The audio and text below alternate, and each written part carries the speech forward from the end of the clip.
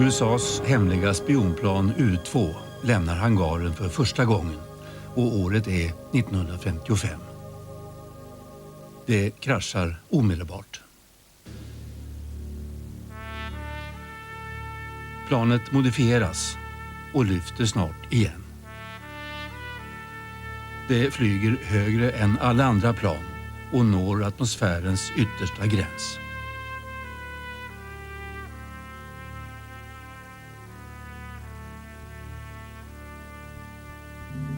...20 000 meter ovanför ärkefienden Sovjet rullar spionkameran igång.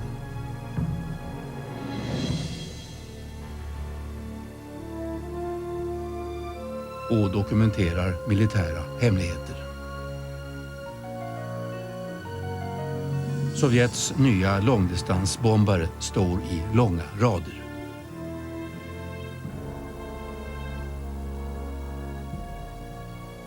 Men Sovjet slår tillbaka och ett av spionplanen skjuts ner. Den politiska krisen är ett faktum.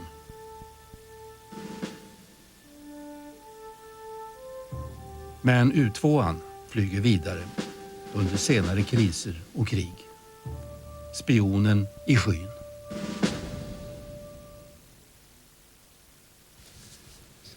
Ja, det var alltså en helt ny typ av flygplan som gjorde de här spionflygningarna möjliga. Och konstruktionen den togs fram i expressfart och i största hemlighet av spionorganet CIA.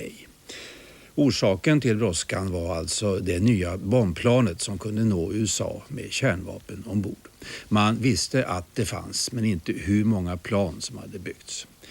Det amerikanska flygvapnet talade om en hel flotta, men det kunde ju vara generalernas vanliga trick för att få större anslag. Och alltså så måste man ta reda på hur stort hotet var i verkligheten. Det här nya spionplanet det byggdes på 8 månader ut i Nevadaöknen och det blev av ett tidigare aldrig skådat slag. 24 meter mellan vingspetsarna och 15 meter långt.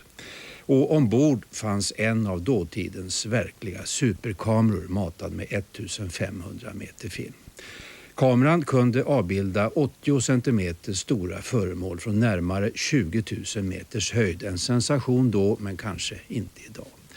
Det dröjde 4 år innan ärkefienden Sovjet kunde skjuta ner ett av de här planen. Men då blev det kalla kriget, kallare än någonsin.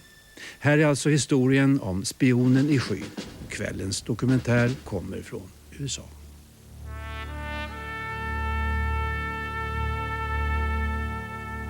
Den 1 maj 1960 stod ett mystiskt amerikanskt flygplan klart att ge sig ut på ett hemligt uppdrag över Sovjetunionen. Planet skulle flygas av den 30-årige Gary Francis Powers, en av den handfull piloter som tillhörde CIA. Flygningen ingick i ett projekt som var som hämtat ur en spionroman. When I first got in the room before they started talking, they went over and turned the water faucet on the bathroom, turned the radio up, volume of the radio pretty high, and that was the case that somebody might be bugging the room. And boy, these guys are really sneaky, you know, top spy. He said, we've got a program. It will offer you all the things that a young fighter pilot likes. Excitement, cheap thrills, some money, and a fine thing for the country. And I couldn't resist that.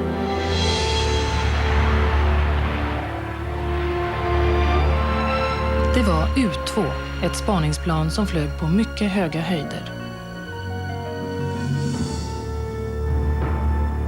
Verksamheten hade redan pågått i 4 år när Gary Powers gav sig iväg på den längsta och djärvaste flygningen. Men som hela världen snart fick veta nådde planet inte sin destination den gången. It appears that endeavoring to obtain information now concealed behind the Iron Curtain, a flight over Soviet territory was probably undertaken by an unarmed civilian U-2 plane. Vi ska titta på förhistorien till den ödesdigra flygningen under några av det kalla krigets farligaste dagar.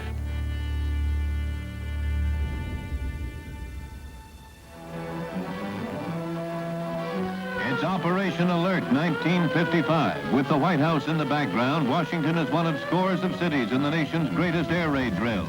På 50-talet var amerikanerna rädda för att drabbas av ett överraskande kärnvapenanfall. The chief executive heads for a secret retreat. The first time the government has abandoned the capital since it was burned in the War of 1812. Sovjetiska bombplan kunde nu flyga över haven. In terms of national security, it was a very difficult time. I mean, we've been allowed to be isolationist because we have the Atlantic Ocean on one side and the Pacific Ocean on the other. Suddenly they have shrunk to ponds, and there is fear, paranoia, and it's made worse by the fact that the Soviets are totalitarian. And here's the hidden center of government, a tent city within a radius of 300 President Eisenhowers militära rådgivare hade informerat honom om att USA svävade i maximal fara. We are here to determine whether or not continue the functions of government. That's how tense and uneasy we were. We were engaged in this titanic struggle with a potential enemy, an adversary that lived in secrecy and about which we did not know, and therefore we were triggering paranoia in them as they were triggering it in us. Det sovjetiska samhället var så slutet att till och med Moskvadelen av telefonkatalogen var hemlig. De små informationsfragment som väst lyckades skaffa sig var svårtolkade. Ett dramatiskt exempel på det var när ryssarna under första majfirandet på Röda torget introducerade ett nytt bombplan. Som i väst fick namnet Bison. Planet skulle kunna flyga ända till USA med en last av kärnvapen. Bland åskådarna på hustaken fanns också amerikanska observatörer. The Russians knew that we had people on the roofs of the U.S. Embassy photographing their planes. One day a plane would come by and it would have the number, say, 12. And then the next day a plane would come with 19, and then another one day 25. And so the Air Force was quick to say, well, they have at least 25 airplanes. Underrättelseexperterna påpekade att det var möjligt att ryssarna bluffade genom att måla några få flygplan med olika nummer från gång till gång. Men för det amerikanska flygvapnet var det ett bevis på en farlig sovjetisk överlägsenhet när det gällde bombplan. Moscow skies are filled with the first public display of Russia's newest combat aircraft, startling Western observers with their quantity and quality. A shock to the complacent, a spur to the alert. The Air Force contended that the Soviets were building many more bombers than we were building, and they wanted more money to build more bombers. Eisenhower never really trusted the Air Force. He always thought they overstated their case. Eisenhower ansåg att rapporterna om Sovjetunionens styrka var fulla av spekulationer och rykten. Han ansåg också att en massiv amerikansk upprustning bara skulle förvärra situationen. At a certain point, more weapons don't make you secure. They make you less secure because they trigger a response upon your adversary, and so you get this thing of, and you're becoming less secure all the time. And he knew that. Ike Eisenhower, den segerrike generalen från andra världskriget, ansåg att det bara fanns ett sätt att minska det kalla krigets spänningar, nämligen att skilja ut det som bara var bluff från de verkliga hoten. Han ville veta exakt vilka kort fienden hade på hand.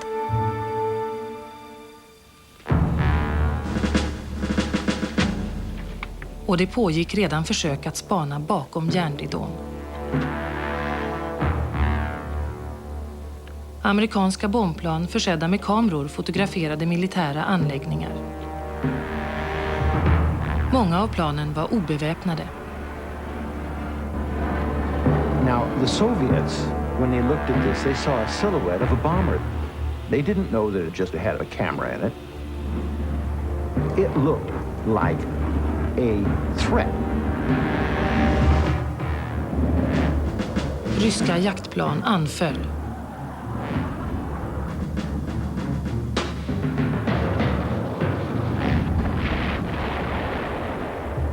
I det här hemliga luftkriget försvann nära 100 amerikaner. These overflights threatened to start a war, and that's exactly what Eisenhower did not want to do. So we needed a new strategy for collecting intelligence. Det amerikanska flygvapnet behövde ett nytt spionplan. Ett flygplan som kunde flyga högre än något annat. Så högt att det inte skulle upptäckas. Den konstruktör som skulle klara den utmaningen höll till ute i öknen i Kalifornien. Han ledde arbetet med F-104 som snart skulle bli världens snabbaste flygplan. Han hette Clarence Kelly Johnson, en levande legend på Lockheed. Johnsons filosofi för flygplanskonstruktion var enkelhet.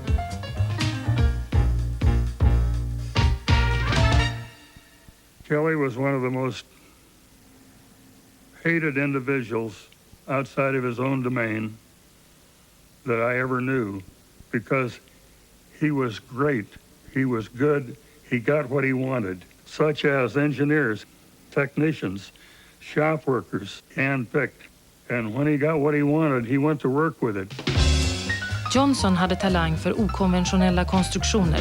Han gav F-104s vingar ett bizarrt utseende med rakbladsvassa kanter så att planet kom upp i dubbla ljudhastigheten.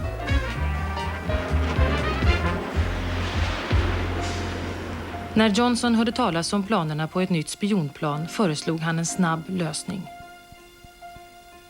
Han ville modifiera F-104 och banta ner det till så låg vikt att det kunde flyga ovanför det sovjetiska luftförsvarets räckvidd.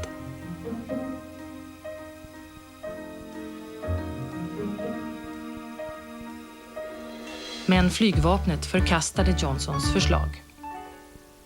The Air Force was really institutionally incapable of building Kelly Johnson's proposed airplane because it believed that every aircraft it built had to be combat ready. This required armor plating, guns, wheels, everything that made the plane too heavy to fly high enough to avoid interdiction. Men för Eisenhowers syfte var det flygplan som Johnson hade föreslagit perfekt. Ett militärt plan med beväpning skulle vara allt för provocerande. He knew there were dangers in it. He did not want an Air Force person flying it. And he knew that he was doing something that, if it were done to him, would drive the American people off. I mean, if we knew that the Russians were circling overhead, photographing us, we would, that's an act of war. Eisenhower ansåg att det nya spioneriprojektet skulle handhas av den civila underrättelsetjänsten, CIA. Den nyutnämnde chefen, Richard Bissell, gav CIA en ny inriktning. Bort från det traditionella spioneriet mot en högteknologisk underrättelseverksamhet.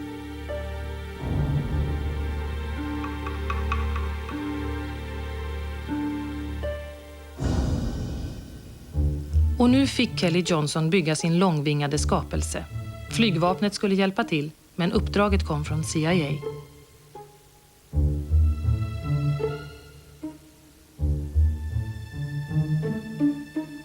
Kelly called me into his office, and those typical little squinty eyes of his, he said, "Tony, you want to fly my new airplane?" And I said, "What's it like? What is it?" He can't tell you. It's just like divorcing your wife. You're not going to talk to her. You're not going to talk to anybody, because what we're going to do is one of the most secret things that's ever been done in this country. Don't tell your wife, don't tell your mother. He wouldn't have told God if God didn't need to know. Johnson styrde sin personal med järnhand. Han hade lovat CIA-chefen Bissell att ha planet klart inom 8 månader. Och det skulle kunna flyga på minst 21 000 meters höjd och ha en aktionsradie på minst 500 mil. Det kalla krigets klocka tickade. This is a Conelrad drill. By order of the Federal Communications Commission, all standard radio and television stations in the United States are off the air in the first daytime test of the Conelrad system of emergency broadcasting.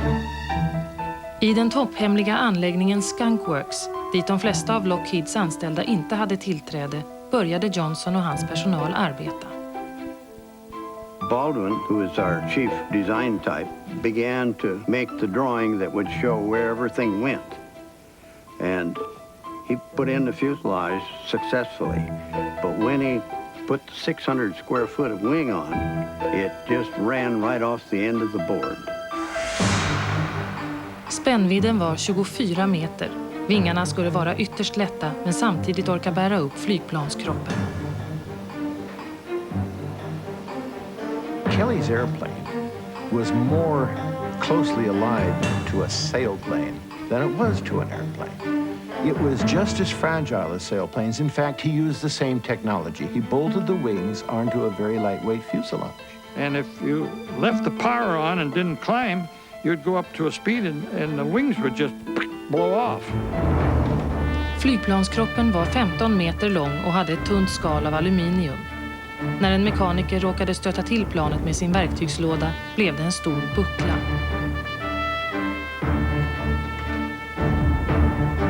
The common joke was it was made out of Reynolds wrap. He picked the wing up and it bent and holy smokes, you know, this thing's built out of toilet paper. Anybody can design an airplane strong enough, but it takes a real designer to design one that's just strong enough. Johnson informerade sin personal om att han var beredd att byta sin farmor mot ett lättare plan. För varje kilo som bantades bort kunde planet gå ännu en halv meter högre och längre bort från fienden. Remember to keep your battery radio and your standard radio in good condition so that in case of enemy attack you can get vital civil defense information and instructions. U-2-planet började bli klart samtidigt som en amerikansk president skulle träffa de sovjetiska ledarna för första gången efter andra världskriget. När Eisenhower kom till Genève i juli 1955 hoppades han kunna minska spänningarna mellan Sovjetunionen och USA.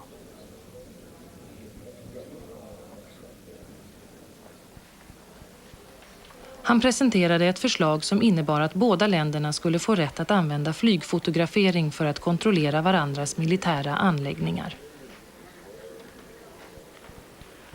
I think that I would allow these planes, properly inspected, peaceful planes, to fly over any particular area of either country that they wanted to. Om ryssarna gick med på förslaget skulle Eisenhower inte behöva kränka det sovjetiska luftrummet med U-2. I always thought that Eisenhower had the deepest understanding of what the impact would be worldwide and in the United States if one of these aircraft were shot down. Sovjetunionen avvisade förslaget och Eisenhower hade redan i förväg sagt att om förslaget inte godtogs så skulle U-2-planet sättas in.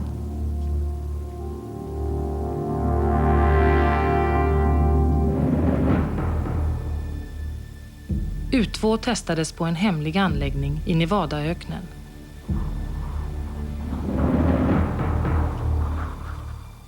Kelly Johnson kallade den för Paradise Ranch. I mean, this place was really remote. There wasn't a lot of looky-loo government people out watching. We just worked to get that airplane ready. When they trust you, you don't dare let them down. Den 1 augusti 1955 rullade prototypen för U-2 ut för det första stora testet. The first taxi test was due north. I crawled in the airplane, buckled in, as though I was going to fly it. It was flyable, but only taxiing. Kelly said, take it up to 50. Well, that was 50 knots. So I did. And then when it came to stopping it, the damn brakes weren't any good. And I coasted for about 2 miles north. And we're driving this Willie's pickup truck, chasing Tony across the dry lake. They caught up with me, and I told them what had happened, and the brakes are no good. And Kelly said, well, you got to burn them in. This was one of the procedures in the old days. You'd get the brakes real hot, and then they'd start to work pretty good. And we turned the airplane, and Kelly said, let's take it back to the barn, take it up to 70. So I ran it up to 70, chopped the power, pulled the throttle back in idle. And all of a sudden, he's in the air. And the attitude was terrible, and I was afraid that the airplane was going to crash on the left wing. And essentially, that's what it did. I kicked up a big pile of dust, and they said Kelly almost fainted. He didn't even slow down. He went right into that cloud of dust. He couldn't see anything. Fortunately, when we come out the other side, the airplane was sitting there, and the tires were on fire. Kelly was pretty irate and said, what happened? And I explained right off the bat. I said, I took it up to 70, and I didn't realize it at all, and this damn thing took off, and I absolutely did not know it. U-2-planet verkade oberäkneligt, men arbetet fortsatte i samma snabba takt. Kelly hade lovat CIA att ha planet i luften inom 8 månader, och nu var det inte ens en vecka kvar av den tiden. Alla problem med landningsstället var ännu inte lösta. Vingarna var försedda med stöd som skulle falla av när planet hade lättat. U-2s landningsställ vägde bara hälften så mycket som ett konventionellt, men det var svårt att landa med det. Noshjulet först, sa Kelly Johnson, men det höll inte Tony LeVere med om. I went to the Air Force pilots that flew the B-47 jet bomber, which had the same kind of a gear, and I asked them, how do you land this airplane? And they said, you land it 2 point, front and rear wheel. You never landed on the nose wheel. And they made the point. Tony LeVere is almost as opinionated as Kelly is in how something ought to be done. Well, we argued about it, and he wouldn't yield, and I wouldn't yield. Kelly knows how it'll fly, and Tony knows how he's going to fly it.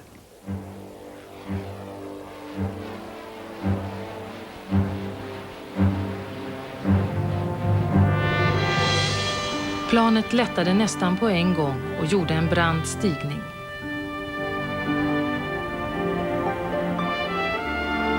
The airplane loved to fly. The nickname was Angel, and that was because that's what it wanted to do. It headed for the stratosphere when it took off. Kelly Johnson observerade U-2 från ett annat plan. Hans okonventionella konstruktion fungerade. Nu gällde det bara att få ner planet på marken. Then it started to darken, and it started to rain. And I came down and tried to put this thing on the nose wheel like Kelly wanted, ever so gently. And the moment that airplane touched the ground, it started to go into a porpoise.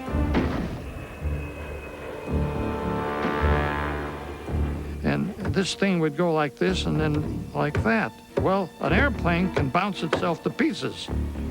So I gunned it and straightened it out and went around and made another approach. And of course, Kelly's on the horn and wondering, what's the matter? And I said, well, it started to porpoise on me. I'm putting it down just as gently as I dare. And I tried it a second time, and the damn thing did the same thing.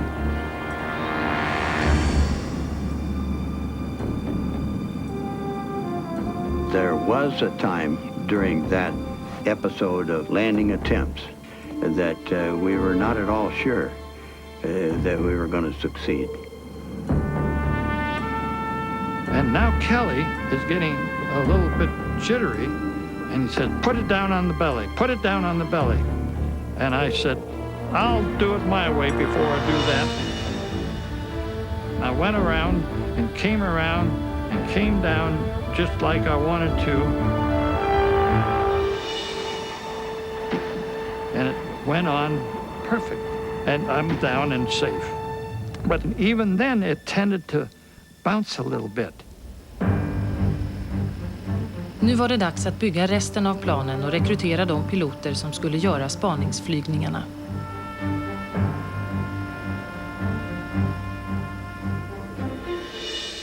Det kom 29 piloter till Paradise Ranch. De hade begärt avsked från flygvapnet för att dölja sin militära bakgrund.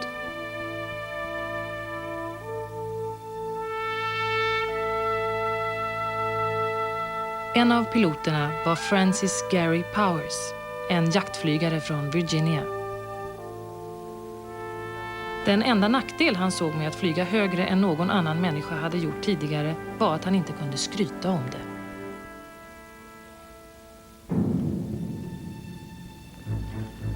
Piloterna i CIAs hemliga flygvapen upptäckte snart att planet ännu inte var felfritt. Motorerna stannade under flygningar, olja läckte ut och rann ut över vindrutan. Och man tog itu med varje problem på Kelly Johnsons eget speciella sätt, medan datumet för det första uppdraget kom allt närmare. We weren't grounded for 2 weeks waiting for some genius to figure out what to do or to make the parts. We had a flight and it landed. There were minor problems and it had to do with the airflow past the tailpipe, exhausting out around between the tailpipe and the fuselage. And Kelly turned to me and told me to cut a ½ inch off the back end of the airplane while he stood there and watched me. And I cut the ½ inch off the back end of the airplane and said, okay, take off and let's try it again. I mean...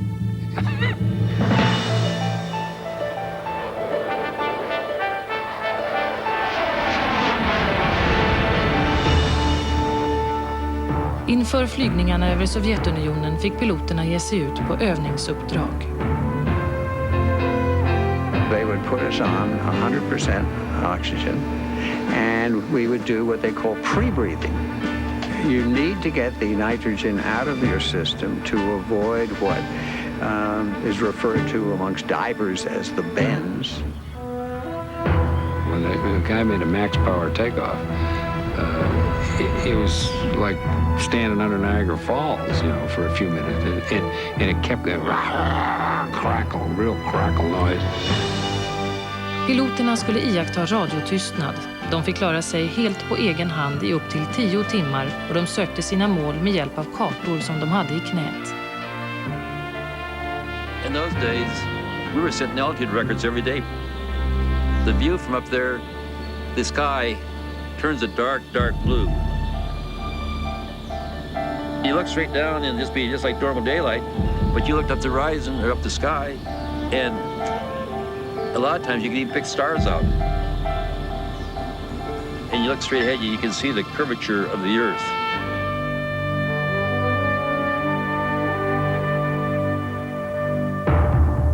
Från 20 kilometers höjd fotograferades jorden med U2s kamera.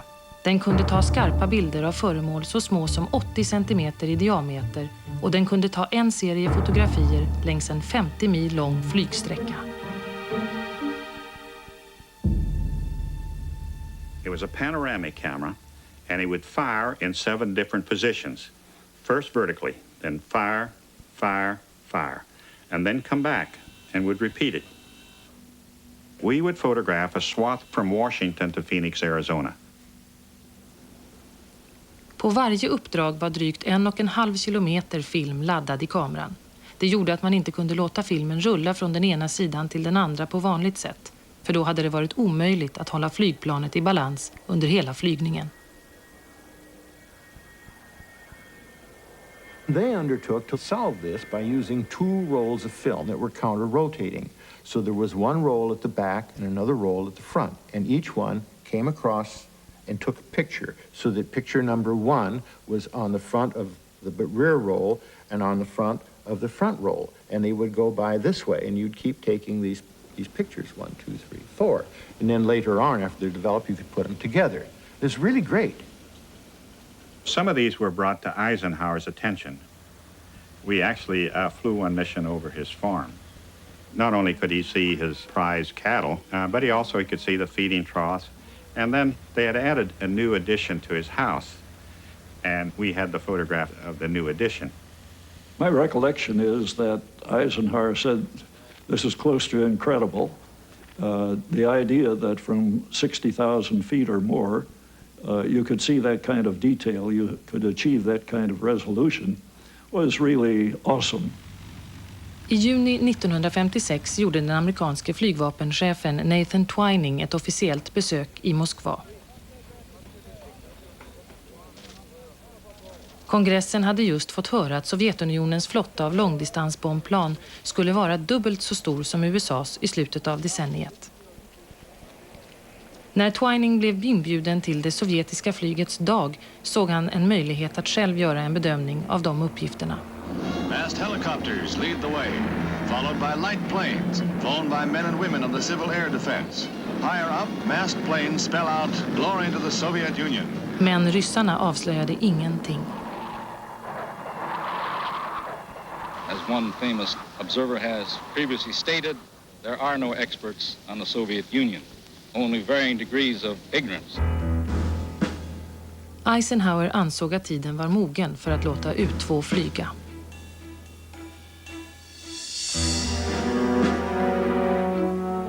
CIA startade den första flygningen över Sovjetunionen från en flygbas i Wiesbaden i Tyskland.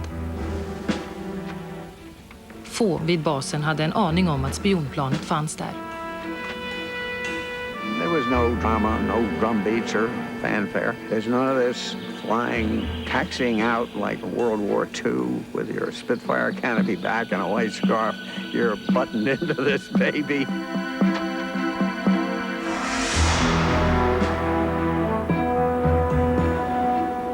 Den 4 juli 1956 flög U-2 in över fientligt territorium för första gången. I knew what I was there for. I knew we had good reason to be there. But there's enough Christian spirit in me that I'd be a liar if I didn't say that I did feel just for a moment there, you know, this is another guy's there. Över Minsk svängde Stockman norrut mot Leningrad.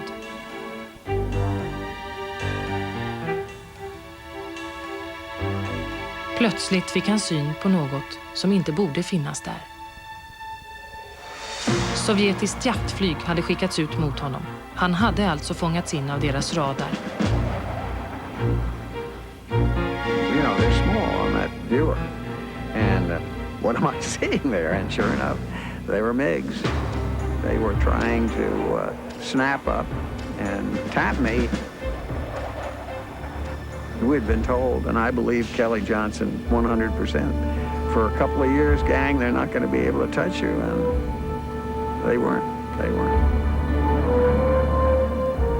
U-2 flög för högt för att MiG-planen skulle kunna komma åt det. Men nu var spionplanet inte längre någon hemlighet. När U-2 flög över Sovjetunionen för första gången befann sig ironiskt nog parti- och statschefen Nikita Khrushchev i den amerikanska ambassadörens residens i Moskva.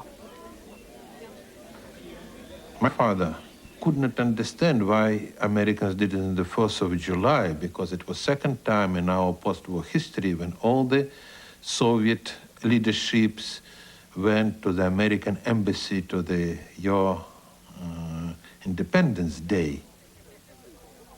The Soviets sent a protest note to the U.S. government, and they protested an overflight of Soviet territory by a twin-engine U.S. bomber. Well, we responded to that note, and we denied that a twin-engine U.S. bomber had overflown the Soviet Union. We said nothing about the fact that a single-engine plane had overflown them. What will be the American feeling of your president, ordinary people, if Soviet plane will fly over your territory and then we told that it is nothing? Then he told, I am imagining how they're laughing in the State Department and White House. No shooting, they're only showing them that we could do nothing. We have sit silent and wait until we really can do it. På Skunkworks kunde Kelly Johnson tala om för personalen att Eisenhower hade fått sitt första vykort från Sovjetunionen. Men den ryska radarn hade upptäckt U-2 redan under första uppdraget. One of the little known facts that came out of World War II was that we gave the Soviet Union all of our radars, and they used them. And we knew the problems that were endemic to these radars. Now, what surprised us was that the Soviets had built their own radar by this time, and lo and behold, they saw us. U2 stora platta vingar var lätta att fånga in med radar. Planet måste göras svårare att upptäcka.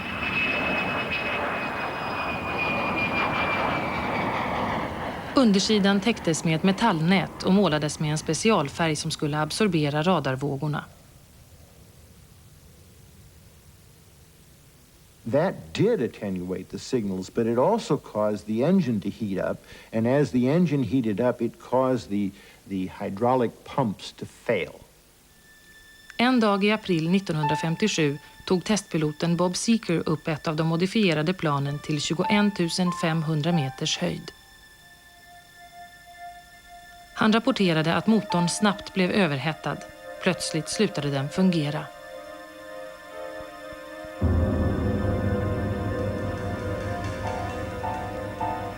He had to bail out because the plane stopped functioning. And in those days there were no ejection seats. He climbed out of the aircraft and was hit by the tailplane and killed. The airplane had come down from altitude in a flat spin and hit the ground pretty flat. It was pretty intact. The wings just folded forward like that, not a great distance. And Bob's body was there. So you could see him laying there. Det tog 3 dygn innan personalen på Skunkworks hade hittat vraket. Det hände ytterligare 9 dödsolyckor under test- och övningsflygningar innan amerikanska folket ens visste att U2 överhuvudtaget hade flugit.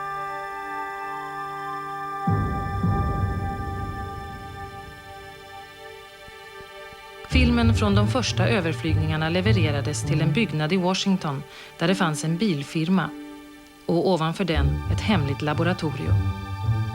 Där inne gick CIAs bildtolkningsexperter igenom kilometervis med film. Under första året flögs ett halvt dussin uppdrag och de blev framgångsrika. Sovjetiska militära hemligheter avslöjades. We thought we were going to see camouflaging, concealment, and deception activity. Much to our surprise, it was wide open. Den största överraskningen var att Sovjetunionen bara hade byggt en bråkdel av det antal bombflygplan som hade förutspåtts. Within several months, we could positively produce facts that the bomber gap didn't exist. And so here was an organization in a ramshackle building, only about 100 of us, and we solved the main problem facing President Eisenhower. And we could go to the president and say, Mr. President, the bomber gap doesn't exist. Redan som nybliven president hade Eisenhower sagt att kostnaden för ett modernt bombplan var lika hög som för över 30 skolbyggnader. Och nu hade han den information han behövde för att bekämpa en dyrbar och farlig kapprustning.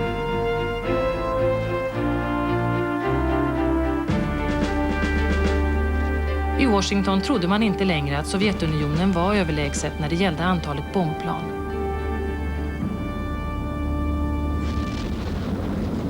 Men det blev en kortvarig sinnesro. Den ersattes snart av nationell panik när ryssarna hade skickat upp sin första satellit, Sputnik. There's something new in the heavens. We should have been the first ones to have it. There's such thing. We fear this.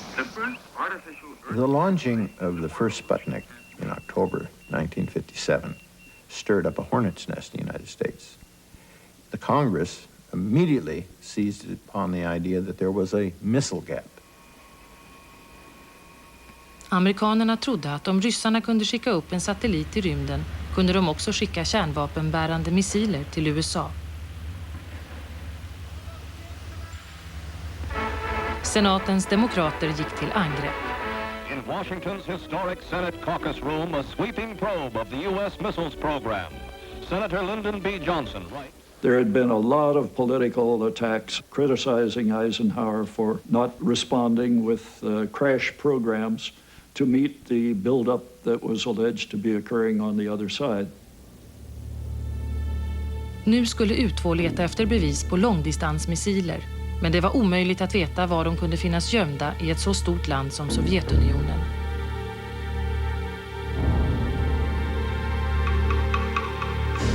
När det gällde att bedöma den sovjetiska kärnvapenstyrkan satte Eisenhower sitt hopp till den nya spaningssatelliten.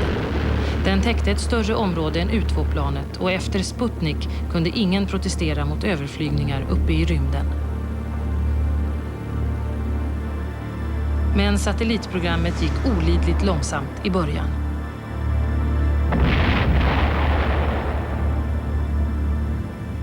There were a lot of failures, but he was very steadfast.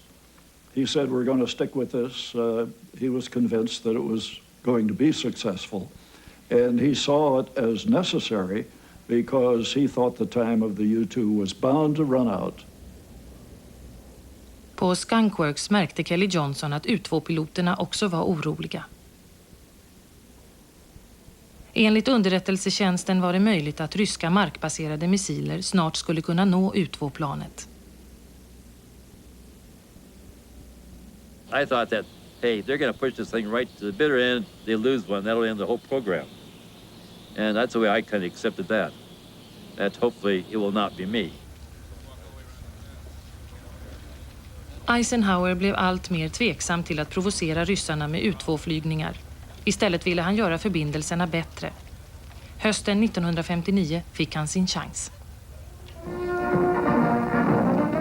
Russia's first family, wife, 2 daughters and a son are in the party of Nikita S. Khrushchev, the 65-year-old Soviet premier who becomes the first head of a Kremlin government to visit the United States. Khrushchev hade kommit till Amerika. Hans besök markerade avspänningens början. Det fanns planer på ett toppmöte i Paris där ett avtal om förbud mot kärnvapenprov skulle diskuteras. Det talades till och med om att Eisenhower skulle besöka Moskva efteråt. The two of them do very well together. Eisenhower is invited by Khrushchev to come to the Soviet Union, bring his family. He says, we're going to bring more Eisenhowers than you've ever seen. I mean, this is a huge success. När de båda ledarna kom till presidentens landställe för privata överläggningar var U2 det enda ämne som inte hade avhandlats. Eisenhower figured that if Khrushchev was going to complain about the U-2, this was going to be the time. He didn't want to talk about the U-2. He told me at that time that it will show our weakness, how I can talk with American president about what. And he will answer me, it was not our plane. Did you saw there the American flag or something else? Khrushchev said not a word about the U-2. And from this, Eisenhower took away the thought that perhaps Khrushchev has come to the same point of view that we have, which is that the U-2 flights are really being sent out of peaceful intentions to try to keep down the arms race, and Khrushchev, who has the same goal, is going to look the other way. Americans saw that it was accepted. And for Russians, they're waiting until they can shoot it. Eisenhower gav sitt tillstånd till en ny överflygning av U2. CIA hade tryckt på om att få göra den eftersom man trodde att det fanns en robotbas med långdistansmissiler i norra Ryssland.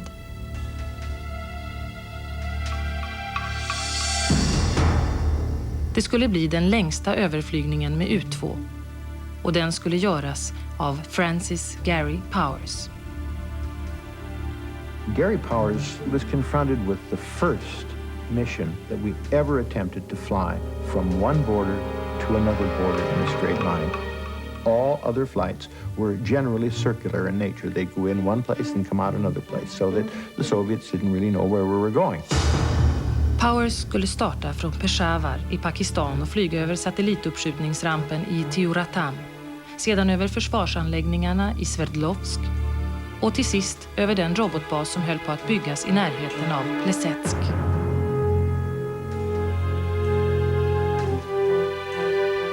The Air Force is saying that the Soviets had hundreds of these missiles, and yet we hadn't seen any up to this point.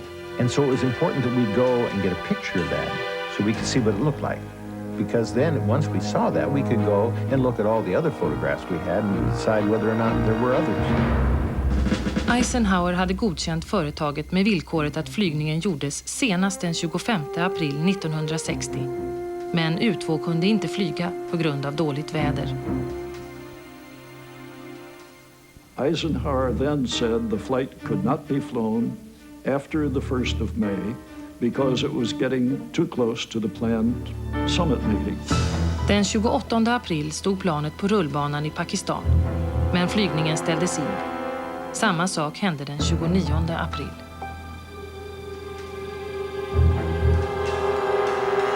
The weather is bad over the target sites, so they cancel the mission and they ferry the aircraft back to Turkey. And after doing that about 3-4 times, the Russians are smart people. They can look at the weather and say, hey, tomorrow's going to be a good day. This guy's going to come tomorrow.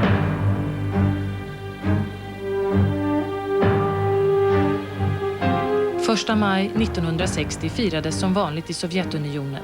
Det var också den sista möjliga dagen för en U2-flygning före toppmötet mellan Eisenhower och Khrushchev. Vädret var vackert och man väntade på tillstånd att starta.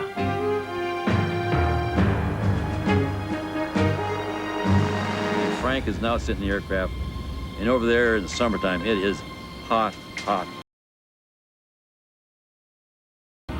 I took my shirt off, and I was trying to hold it over him, and sweat was just running down his face. He was wringing wet. När klarsignalen gavs slarvades det med säkerheten. Meddelandet hade delvis gått via en vanlig telefonlinje. Ett brott mot föreskrifterna.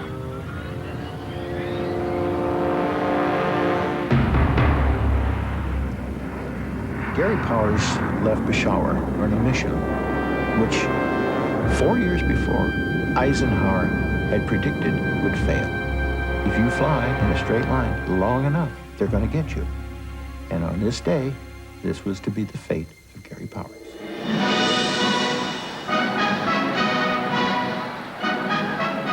I Moskva fick Khrushchev veta att ett U2-plan återigen kränkte det sovjetiska luftrummet. Han blev rasande över att planet hade skickats ut just den 1 maj. I asked him, will they shoot them at that time? He told me, it is a stupid question. If they can, they will do it.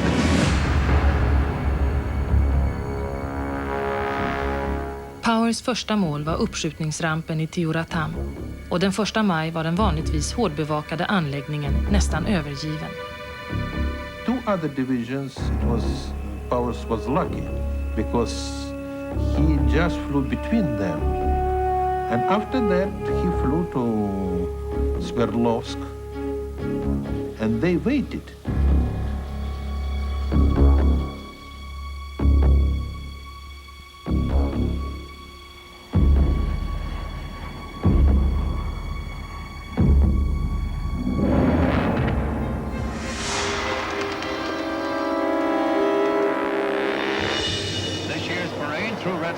A 3.5-hour affair with emphasis on peaceful coexistence.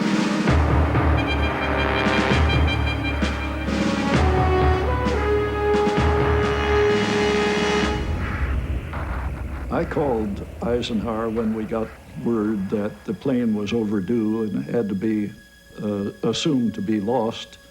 And I think that's the time when I told him that the winds may blow.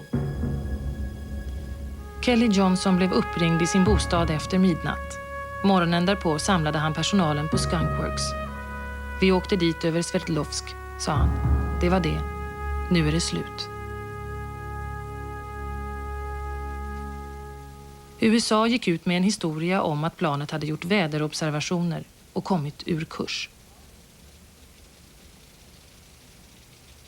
It was just preposterous that he was on a weather mission and got lost. We knew that he was halfway through his mission and that he would have a large roll of film. And this film was not flammable. Filmen hittades av ryssarna och inför ett fulltaligt högsta Sovjet viftade Khrushchev med stora flygfoton medan han gjorde narr av de amerikanska påståendena om flygningen. Och sedan lät han en ännu större bomb brisera.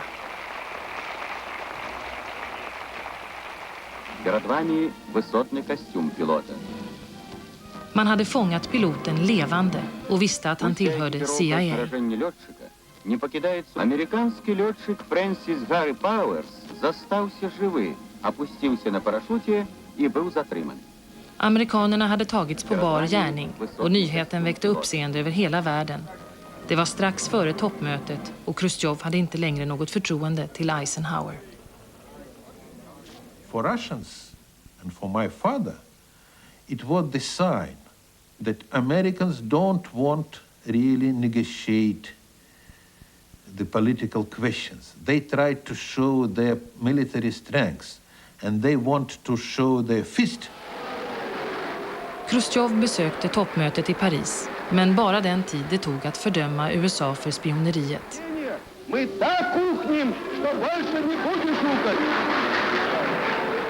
Eisenhowers förhoppningar om ett provstoppsavtal och avspänning hade grusats. When it was over, they shot down not just Francis Gary Powers, they shot down the Eisenhower trip to Moscow, all those Eisenhowers, more Eisenhowers than any Russian had ever seen. They shot down what he hoped would be the beginning of a peace process, his legacy to his country. 3 månader senare ställde ryssarna Powers inför rätta för spioneri. Medan ryssarna diskuterade hans straff, diskuterade amerikanerna hans handlande. Många trodde att han hade haft order att hellre begå självmord än låta sig tas till fånga. Men någon sådan order hade han inte fått. I plead with the court to judge me not as an enemy but as a human being. Gary Powers dömdes till 10 års fängelse. Samma dag fick CIA film från den första av en serie effektiva spionsatelliter. En enda satellitöverflygning gav information om ett större sovjetiskt område än alla U2-flygningarna sammantagna. The upshot of all this is that there really wasn't a missile gap. And it did put everyone's mind at ease. But Gary Powers had to pay the price for it.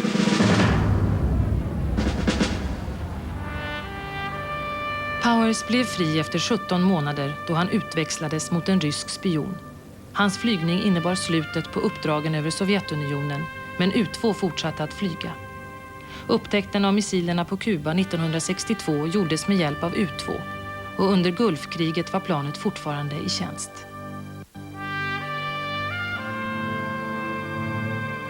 U2s konstruktör Kelly Johnson ledde Skunkworks fram till 1975. En CIA-chef har betecknat honom som en av tidernas största spioner.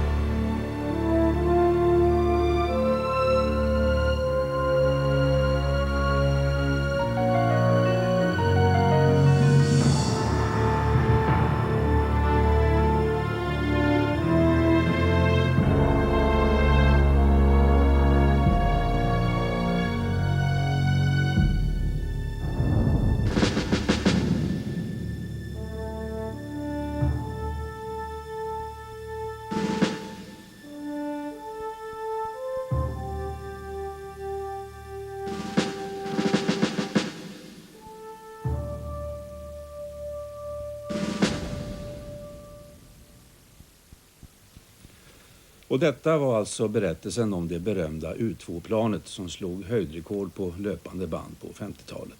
Och det här spionplanet är faktiskt fortfarande i tjänst, bland annat som övervakare av Saddam Hussein och Irak. Vetenskapens värld är slut för den här gången och detta är också vår sista sändning för i år. Men vi är tillbaka i januari och då på en ny sändningsdag. Vi flyttar från lördagar till söndagar i grannkanalen. Och vi byter också sändningstid klockan 20 på söndagar alltså. Och då ska vi bland annat berätta om de så kallade ismumierna. Alltså om människor från forntiden som bevarats i djupfryst form. De här arkeologiska guldgruvorna kan man hitta lite varstans i världen. Och vi kommer att rapportera från Sibirien och från Alperna. Men vi startar i Sydamerika. Det här är Anderna i Sydamerika. Och här på bergstopparna offrade inkafolket åt gudarna för 500 år sedan. Det finaste offret av alla var barn, berättar krönikorna.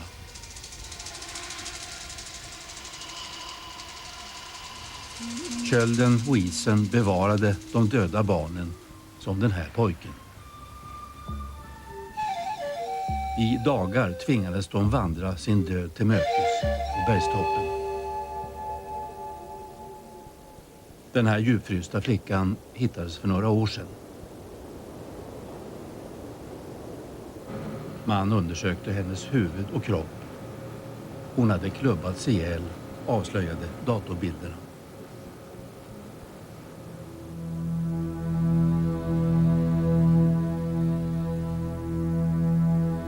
Isbarnen.